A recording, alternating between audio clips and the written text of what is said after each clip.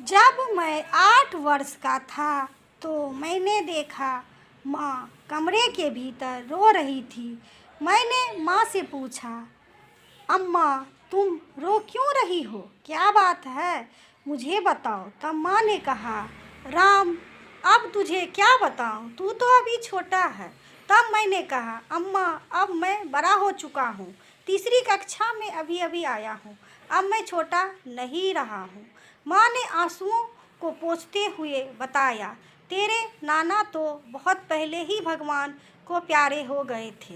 तेरी नानी ने परसों ही अस्पताल में बीमारी के कारण दम तोड़ दिया। काम काज करके मेरी तो शादी शादी तेरे पापा से कर दी, लेकिन तेरी 2 मौसी है और एक मामा तो अभी कुमारे ही रह गए। तेरी नानी ने मरते समय कहा था कि देख तू घर में बड़ी है, इसलिए तेरी शादी पहले हो गई।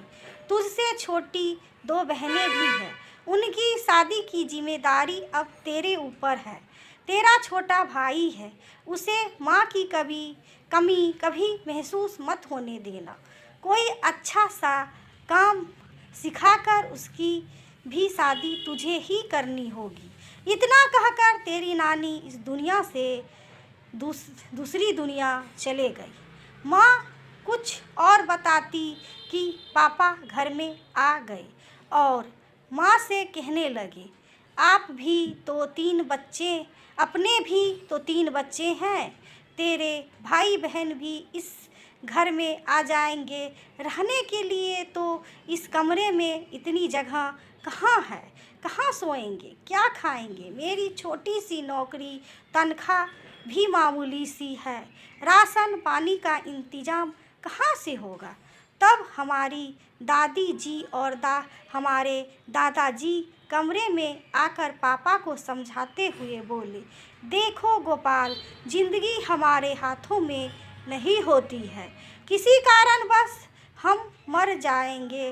राम के दोनों चाचा और बुआ अनाथ हो जाएंगे, तो ऐसी स्थिति में उन्हें भी कोई सहारा दे दे तो कितनी खुशी की बात है। मुश्किल घड़ियों में ही रिश्तों की परख होती है। पापा सर हिलाते हुए बोले, मैं बात समझ गया। कुछ दिनों के बाद मेरी मौसी और मामा जी हमारे घर रहने आ गए। मौसी घर का सारा काम कर देती थी, मामा जी हमारे पिता के साथ कारखाने में काम करने चले जाते थे।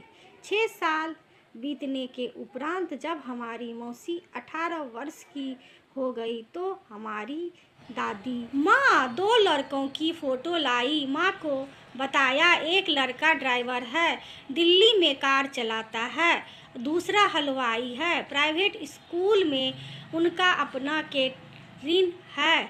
और माँ, पिताजी और हमारे दादा दादी ने कुछ रुपए इकट्ठा करके हमारी दोनों मौसी की शादी कर दी। मौसी ने दूल्हे की शक्ल भी नहीं देखी थी और रिश्ते के लिए हाँ कर दी थी। छोटी बहनें थी, शायद बड़ी बहन के घर और अधिक दिनों तक बोझ नहीं बनना चाहती थी, क्योंकि उन्हें भी पता था घर में 8 सदस्यों का एक मामूली सी तनख्वाह से पालना कितना कठिन होता है एक पुरुष के लिए। मेरी माँ ने मेरे मामा जी के लिए कई जगह रिश्ते ढूंढे, लेकिन लड़की वालों ने बस यही कहा, शादी तो हम कर देंगे, मगर दिल्ली में लड़के का अपना मकान होना चाहिए। यह बात तब जब मामा जी को पता चली तो वह माँ के कहने पर बंगाल चले गए और एक बंगाली लड़की से शादी कर ली। माँ खुश थी, भले ही लड़की बंगाली है, मगर मामा जी की ज़िंदगी तो कट ही जाएगी। जीवन जीने के लिए एक जीवन साथी का होना आवश्यक है।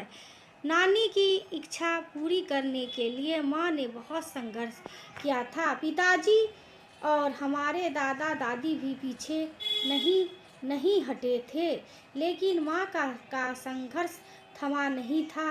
दादा दादी के देहांत के बाद जब हम तीनों भाई बहन बड़े हुए तो माँ ने हम तीनों भाई और बहनों की भी शादी कर दी। पिता का सर हमेशा ऊंचा रखा और पिता ने भी ससुराल के रिश्ते को खूब निभाया।